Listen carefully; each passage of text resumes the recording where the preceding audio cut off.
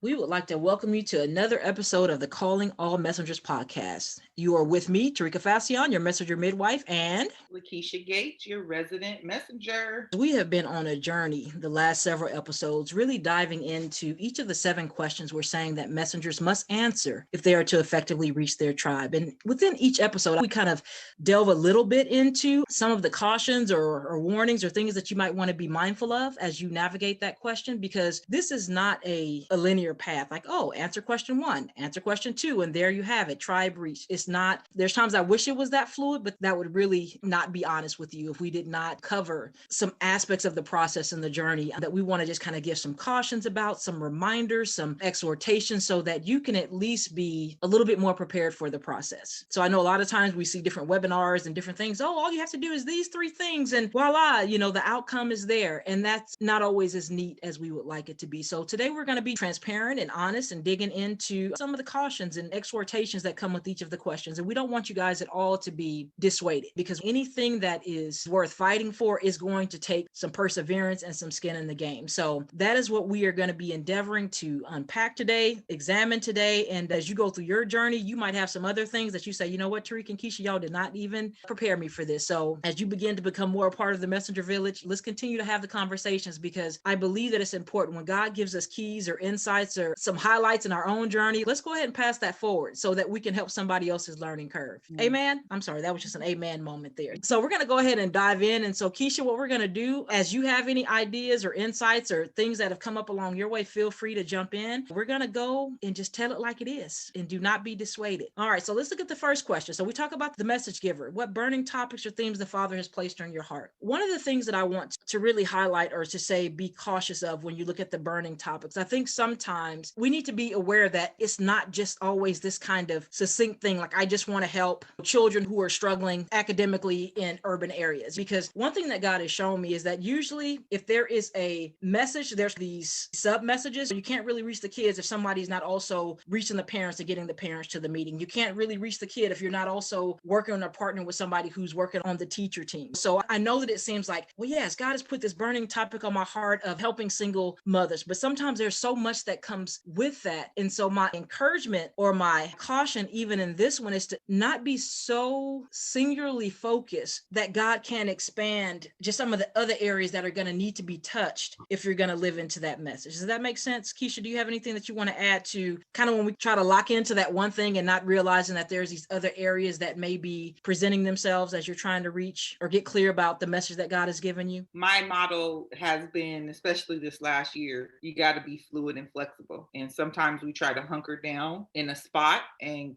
go with that. And for some folks, that is like a minuscule amount. That is the message that they have. Kind of like John the Baptist. He had a singular message that he was supposed to repeat over and over and over again, but it had a major impact on people's lives, right? But for us, we have a singular focus, but almost like a center of the word I'm looking for. It's like you have this center and then you have all these things kind of swirling around it. So the message remains the same, but it's in the midst of all these other dynamics as well. And so you have to be fluid and flexible, because otherwise you end up being disillusioned. And that is the case. So we look at the Great Commission and we recognize that God's mandate for all of us is to go and make disciples, right? To reconcile his children back to himself. But how do we go about doing that? What'll happen is somebody may have the gift of being a hairstylist and they may feel like, oh, that isn't as spiritual as somebody behind the pulpit. But what you don't realize is when God is putting people in your chair for hours at a time and you're meeting a need in their personal beautification process, if you diminish that, then you don't realize that how your mission in bringing the Great Commission is in a totally unique way. So we have to understand that our God is so creative and diverse in how he's allowing us to reach people, that even though we have this centered message, how that thing is deployed may look way different. And we're going to talk about that as we get into other questions. The thing we really want to hammer home on this first question is just understanding that, yes, there is a burning topic or theme that our Father has given you, but how that is deployed may look really different at times. So just understand that we have to be fluid and we have to be flexible. All right, so let's look at question number 2. We talk about the mess and the mandate. What have you come out of and or experienced that has birthed your desire to share your message with others? And I think we talked about this in that episode, but one of the things we talked about, sometimes it may be something that you've went through specifically, and sometimes it may be something that you witnessed and you just couldn't stand by and not be a part of the solution. Hear this. Sometimes people will say, well, you haven't been through that, so how could you even begin to speak to that? First of all, if the message giver has seeded something into you, then that's where your authority is going to come from to be able to speak to whatever it is that he's calling you to speak to. You've seen teachers who just feel led to go work with youth labeled at risk. And you may be saying, well, that wasn't your story. Well, the thing is, God still sent them to school. He still awakened a passion in them to recognize that they could be a difference maker in this area. And so we want to be very careful that we understand that it all stems from the message giver. And even though more than likely, though, it will be something that you have faced, something that you have gone through, and now God has given you keys. One of the things I want to caution us about is, yes, we're sharing our testimony, we're sharing our story, but there's also so much room that we need to make for his story to be shared through our story. We are the light. We are to bring his message through in the unique way that he has given us.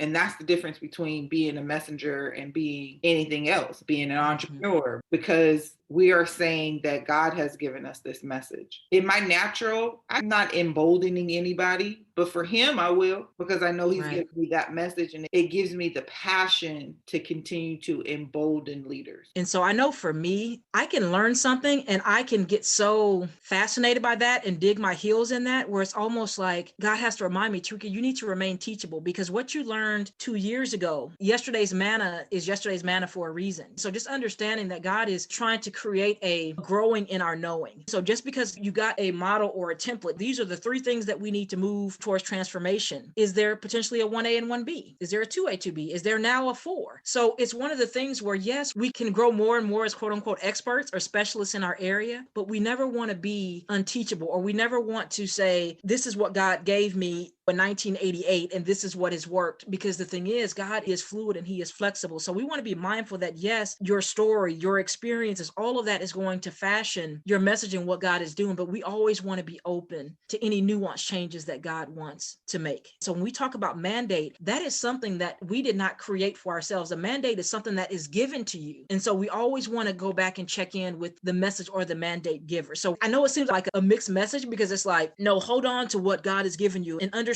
that your story is a part of this process and that kind of thing, but also hold on to it loosely, because John the Baptist, he knew that he was called to make a way to be a voice in the wilderness. But when things started going sideways a little bit, he was like, can we follow up and ask Jesus if he's the one, or should we look for another? Because he got disillusioned about how Jesus would come and how he would do it. So we have to be mindful that we can be so clear at times, but then other times there can be this kind of disillusionment where we're like, Lord, is this what you said? So we have to understand that we have to stay connected to the vine, because it's not hard at all to get disillusioned with the process, because you start off, you're on fire, you're just ready to go and haunted by vision, you're ready to reach your people, and it's just like, Lord, what's happening here? So we just want you guys to know that you're not on this journey alone. You won't be the first to be disillusioned. You won't be the last, but God will always bring you back to the center of his will if you will allow him to do so. And this dovetails neatly into the next one, which is message. What do you want your tribe to know, understand, have access to, and apply to their lives? My caution with this one is, a lot of times we just want to get them to the end result. We just want them to start making these drastic changes. Like, here, I got change, come get it. But it's sometimes they don't even know the change that they need. And so there's these pre-steps that they need before they can even get to the heart of your message. And we have to be gracious guides to recognize that they're not necessarily being willingly stubborn. They're not necessarily just fighting change, but there's these things that may need to be addressed before they can get into the heart of your message. This is a process.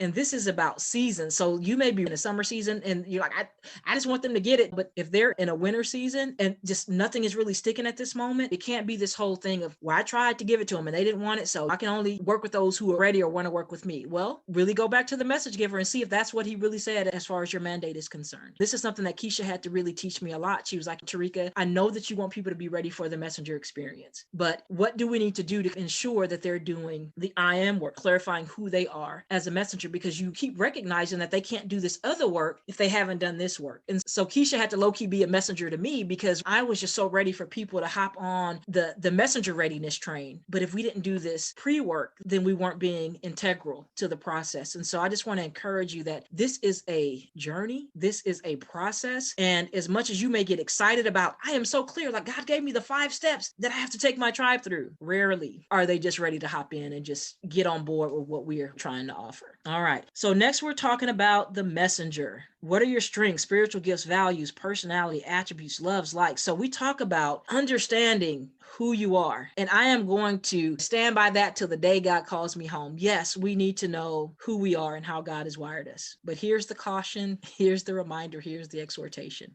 Sometimes God will put all of that aside to say, this is what I need done in this moment. I kind of liken it to in the Bible when someone comes to you and says, oh, I'm hungry or I'm cold, and you say, go and be filled or go and be warm. There are going to be times where God is saying, there's a need that you can meet in this season. So I'm going to need you to go ahead and meet that. Now, that doesn't mean that you go and start a soup kitchen, but sometimes there's going to be things that are not native to you, things that are not necessarily comfortable to you. But God is saying, because you are willing and you are available, I am going to ask you to stand in as a surrogate in that moment. So those are the times where I think it's more of the exception than the rule, because God does honor who he's made you to be. There's a reason he say, know those who labor among you, be aware of those who prophesy to the ability that God has given you the faith to do so, those who have the gift of mercy. We're not throwing the baby out with the bathwater, but I know there's some things that I know that my tribe needs. And until the team is fully built to empower others to do what I don't feel fully called to do, I still need to be able to potentially be a placeholder. Keisha, I know sometimes you said you have this thing with being a shepherd, but also with compassion. Has there been times where God has stretched you in any areas that may have been outside of your comfort zone, but it was needed in the moment? And I know I'm putting you on the spot, but I know you talk a lot about that compassion piece when you're like, Lord, about my lack of compassion. You called it lack of compassion, but God even allowed you to reframe it, like how you show up, like what your compassion looks like when challenges are happening. If I had to narrow it down,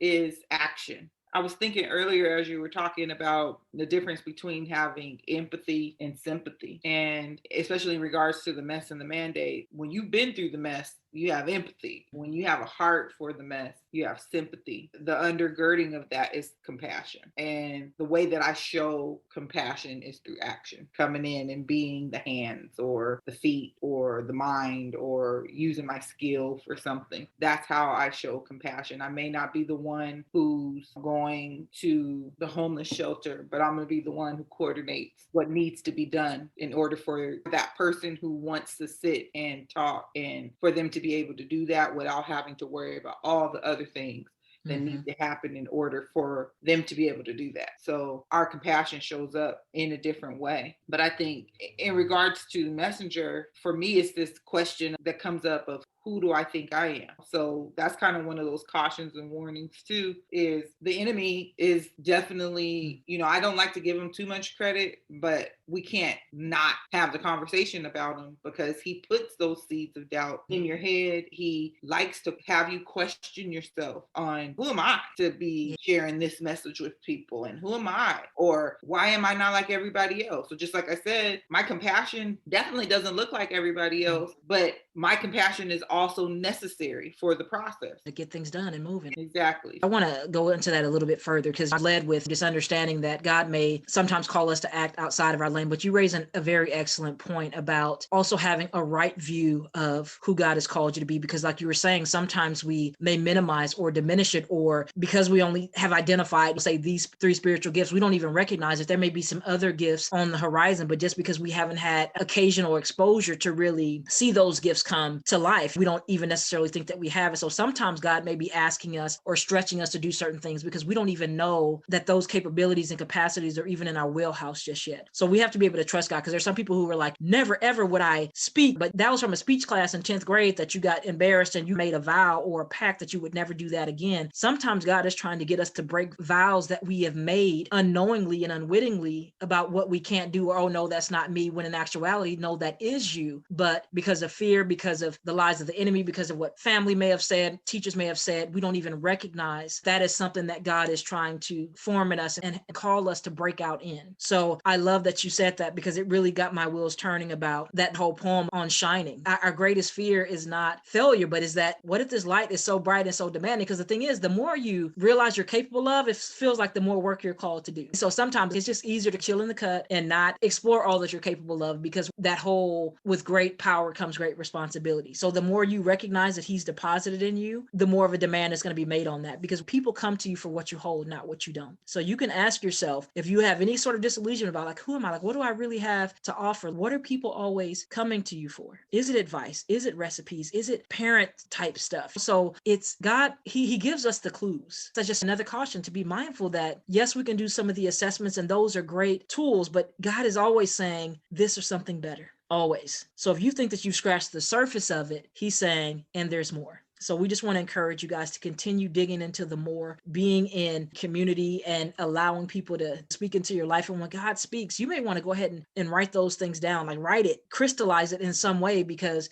like Keisha was saying, there is an enemy who wants to kind of sow tares amongst the wheat and sow those seeds of doubt. But whatever God has called you to, know that he's vested in it coming to pass. So if he is for you truly, how could this not be purposed to be? So those are things that we have to remind ourselves of. And I know that Keisha makes this point all the time, and I'll let her elaborate on that about imposter syndrome. Keisha, can you elaborate on how we all tend to go through that at one point or another on this messenger journey or life journey? Yeah, it's again, who do I think I am? You want me to do what, God? Look at what everybody else is doing compared to what I'm doing. And who's going to listen to me? Yeah, who's going to listen to me? My voice doesn't matter. It's all those seeds of doubt that the best of us have to go through. But it's what you do with that matters. I've heard it said that faith is not the absence of fear. It's what you do in the presence of it. And it's the same thing with this imposter syndrome. It's not that it's absent. It's what you do with that fear. It's what you do with that doubt that matters. And when you can recognize that that's what's happening, then you can put that thing in its proper place. But we all struggle with it. I'll be honest with you, at least twice a month, I'm like, am I really supposed to be doing this, God? Because sometimes it just gets so hard and you're doing all these things and you feel like you're being overlooked and you feel like what you're doing is not worth it. But I like to have people think in the long term of it. Say, for instance, you're just starting a church and you knew that if you knew that the 25 years that you spent at that church in that ministry was going to be the foundation for the next 100 years, 150, 200 years of that church being in existence, would you complain about the small thing? So it's a matter of perspective. And I think that's how you fight imposter syndrome, is with the right perspective. You have to have a right perspective about yourself. You have to have the right perspective about God. You have to have the right perspective about the message that he's given you. You have to have the right perspective about the mess or the mandate. Otherwise, you'll be extremely, and I think this is the word of the podcast,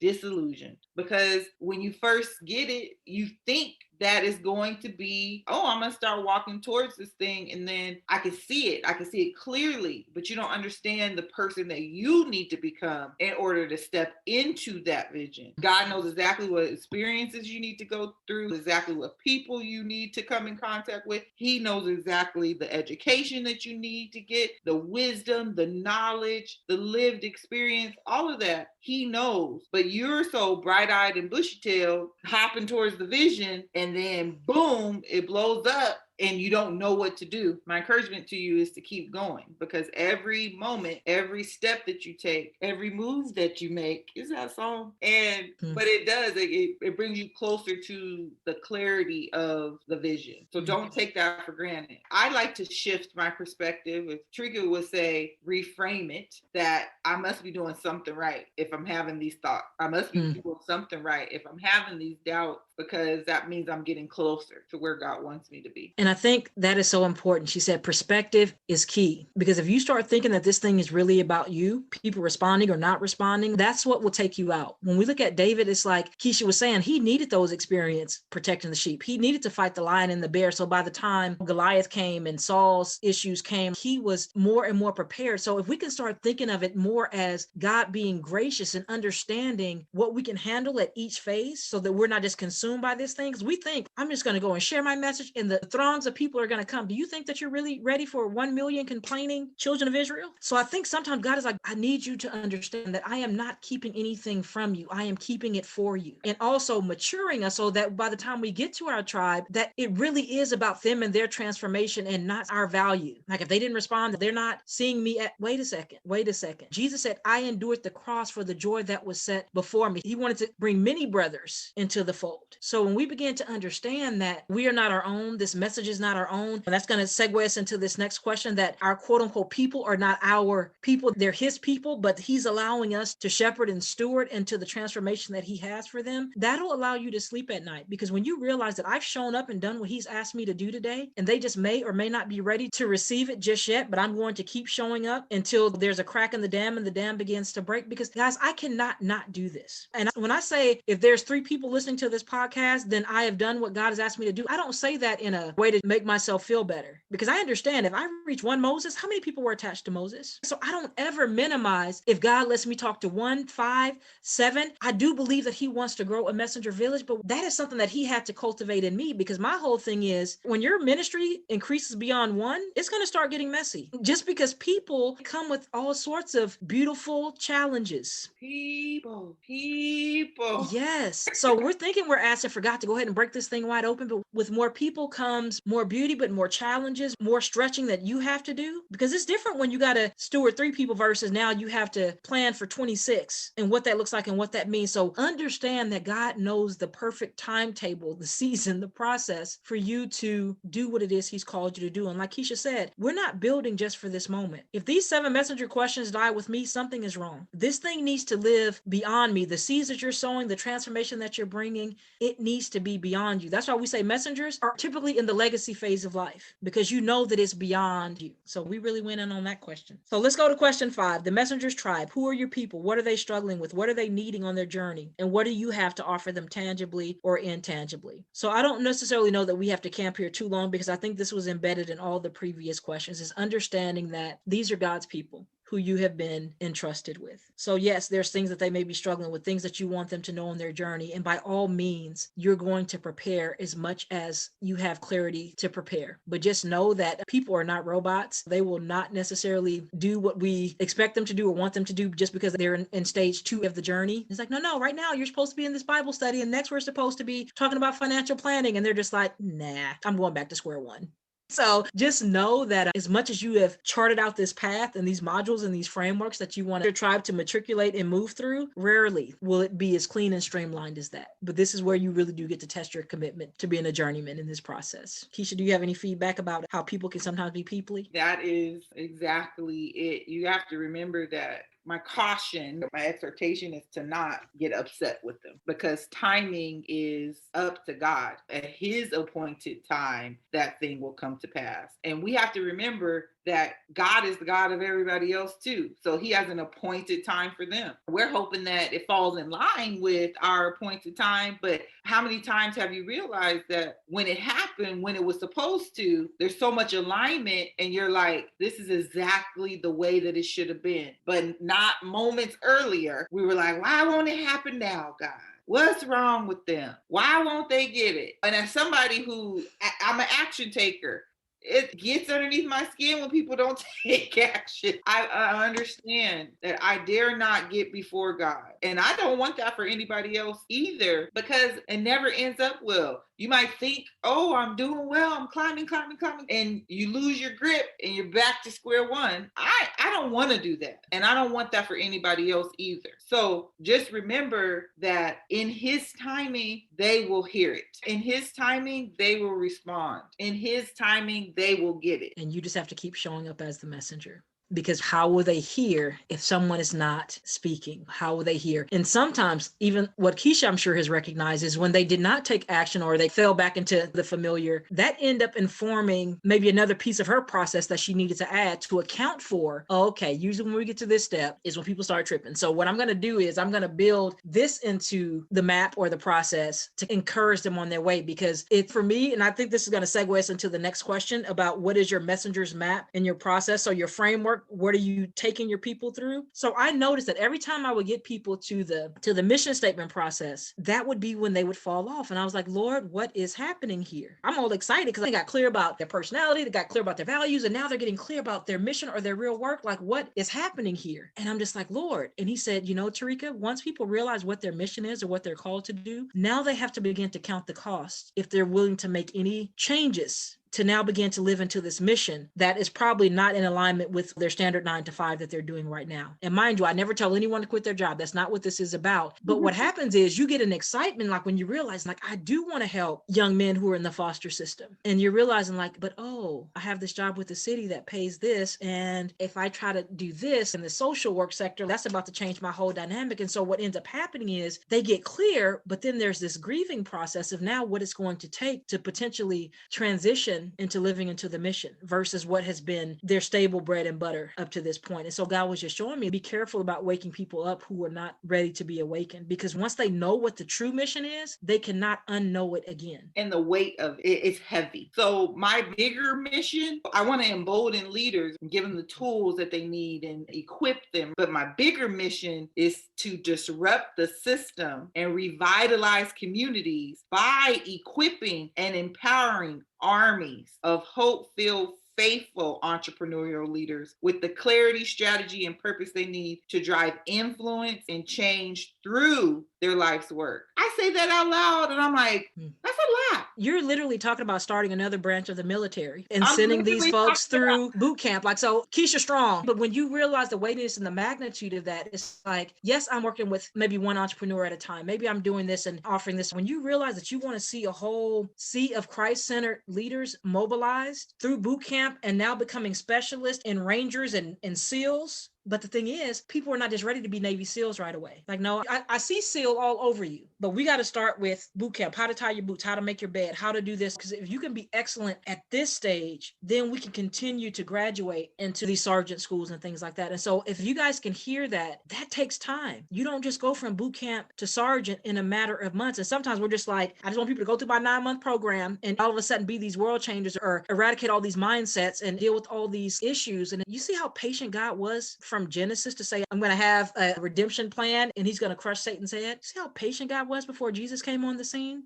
God is not in time. So just because we are impatient with the progress and the process, if we will lean into his timing, I promise you, every nuance, every training manual, everything that needs to be created to truly lay foundation and to build the army and the people that God is trying to build, we have to respect that. We have to respect that because, yeah, I can rush messengers through the process and be like, oh, you graduated, now go and be. But I recognize that once they finish the messenger experience, there's a whole nother level of disillusionment that they go through. Because now you feel like, I've done the clarifying work. I am clear. Now what's up? Why isn't everything falling into place? Well, once again, people are not robots. Just because we see what's needed and we try to put in the formula, rarely will they respond accordingly. And we can look at ourselves. When have we just responded like, oh, I got the information, I'm just going to go ahead and just change into the solution? No, we wrestle with God, we fight things. And so that's going to be the same with our people. But that doesn't exempt us from still get clear about what you believe the maps and the frameworks and the pieces are. And then continue to submit those to the potter and say, okay, I see that you got this 16-week school that you want to take them through so they can understand the etiquette of resumes and how to get a job and how they can integrate back into society or whatever the case may be. Like, that's all well and good, but this person may be struggling with addiction. So can we also partner with someone who deals with rehabilitation in this area? And so that's another thing. We absolutely need to hit on this. You cannot do this alone. Not at all. You will absolutely need a team. I don't know how many years I felt like God was saying podcast or radio and different opportunities opened up with that. But the thing is, until Keisha stepped in and said, you know what, Terikka, look, I'll be a co-host or I'll be someone that you can go back and forth with, because I didn't see myself just sitting here talking to you by myself. Now, might there be an episode where God is saying, just release bonus episodes about resources? But even in the midst of that, I still know that I have a team. There's people that I can lean on in our church family who just have serious like activation skills and other things. And so I just want to encourage you to understand there's some things that's not going to happen because the team is not in place yet. And as messengers, we cannot be afraid of saying, oh, I don't really want to share my ideas and my process because I believe that somebody's going to take it or try to steal it or try to run with it. Keisha, what is your take on that? The idea that someone can take or steal your vision? I mean, it can't. First of all, there's nothing new under the sun. I wonder if God is saying, I can't believe they've taken my vision. They're trying to run with it. He said, write the vision and make it plain so that those who hear it can run with it. I don't understand that. I think that at the end of the day, all the information that we have has been regurgitated, resaid by somebody else. And there's a nuance about it that makes it change, that makes it belong to you. Because your voice resonates like none other. And so I could be saying the same exact thing. Terikka could be saying the same exact thing, but our tribe is going to respond to me, or they're going to respond to her. And then when we come together, they're going to respond to us. So no, I think that's the opposite of, we're not afraid over here if somebody steals the message. I'm like, heck, less work that I have to do. Can't nobody do me like me. Can't nobody show up and have my combination of passion and skills and insight and wisdom and faith and my spiritual gifts. Nobody can do me like me. God made me unique. And that is real talk. The degree of thoroughness that Keisha operates in, I'm like, really, Keisha? We got to run through this 7 times before we press record? Yes. And here's another thing. No one can steal your message because they can't bring it the way that you bring it. And you don't get a pass. You don't get to be exempt from your message because you're out there saying 22 other people are saying this. So what do I add to the conversation? I tried to listen to a podcast yesterday because it was about purpose and vision. I couldn't even get past the tone of the voice. So what I'm saying to you is, yes, there may be other people who are saying similar things, but because of your combination of lived experience, the way that your accent, the way that you laugh, tilt your head, they'll say, now that's somebody I can get with. That's right.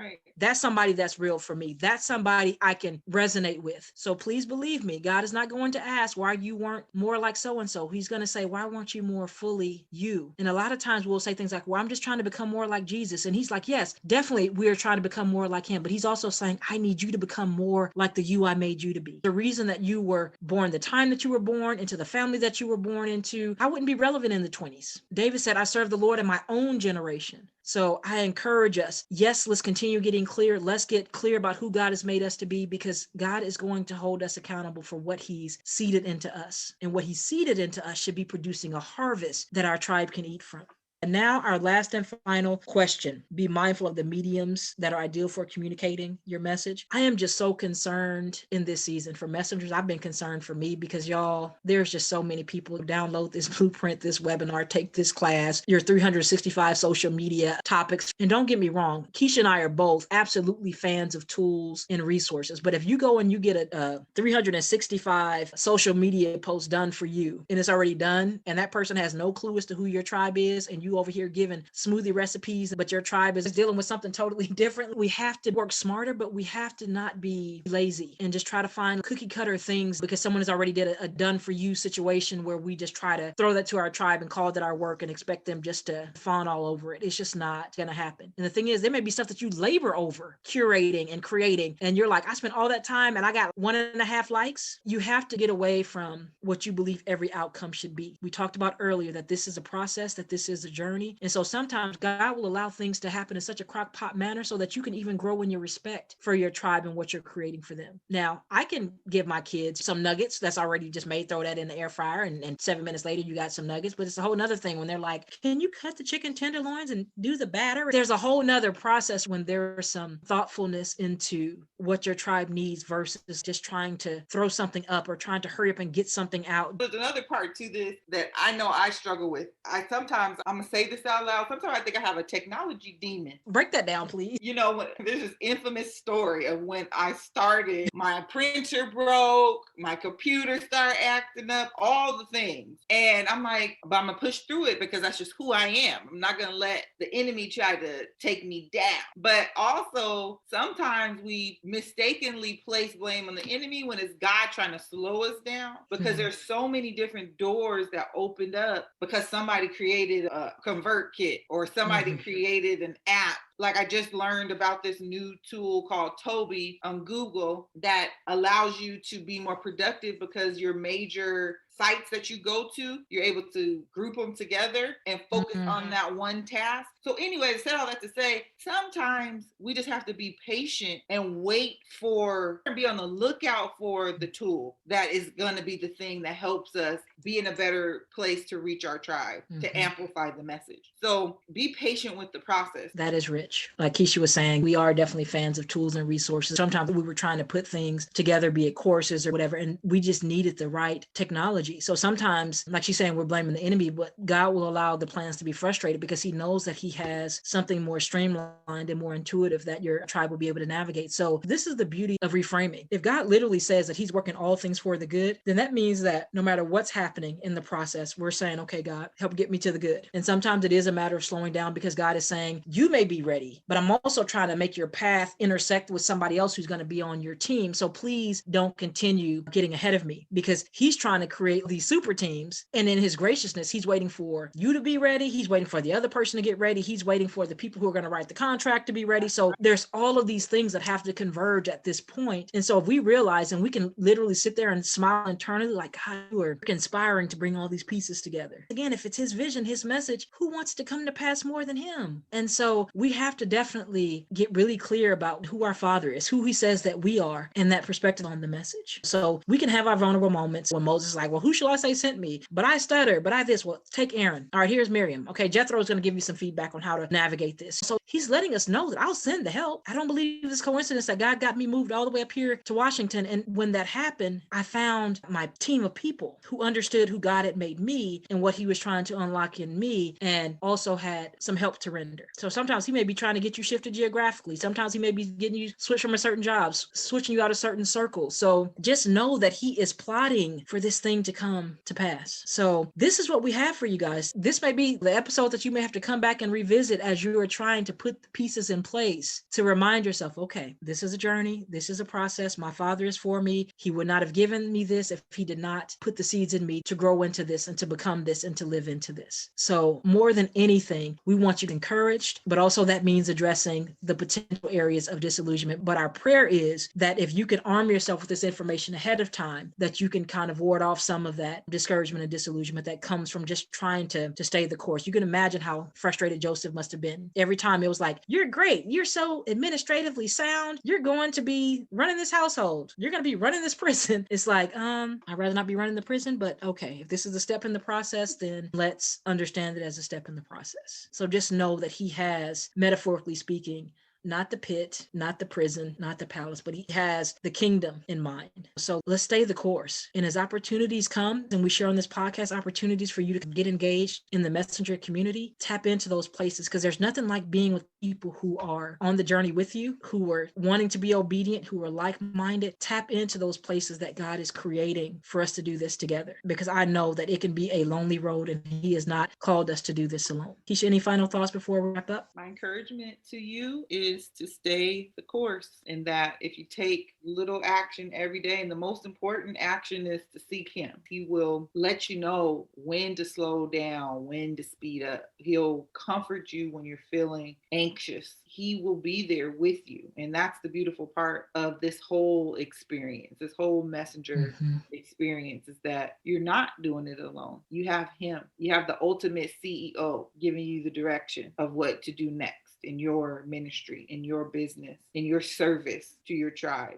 So if you're ever feeling dissuaded, disillusioned, frustrated, start back off at one, the message giver. Lord, you gave this to me. Again, there's going to be some things that you're going to hold on to loosely. And it's not because he's going to necessarily change the heart of the message, but he may repurpose it, repackage it, and have you look at it with fresh eyes. So as much as we're going to continue to encourage you to get the clarity that you can get at this juncture, just know all I had initially was my notes back in the day was like, oh, I see a transformational leadership school where they're going to get clear about this, this, and this. That thing has been refined, repurposed, turned into the messenger experience, the messenger hub, the messenger village. So there are so many. It's almost like you watch a TV show and we don't just have Chicago Fire. We have Chicago PD, Chicago Law. So God can do these spinoffs, but it's to the degree that we are willing to be his pliable messenger. So just know that it's always going to be this or something better. He's always got awesomeness on his mind and in store for his people. So with that being said, we hope that you guys are encouraged. We hope that you will continue to track with us, because we promise to keep giving it to you as God continues to give it to us. So that's our time. Be encouraged, messenger. And remember, your tribe is waiting.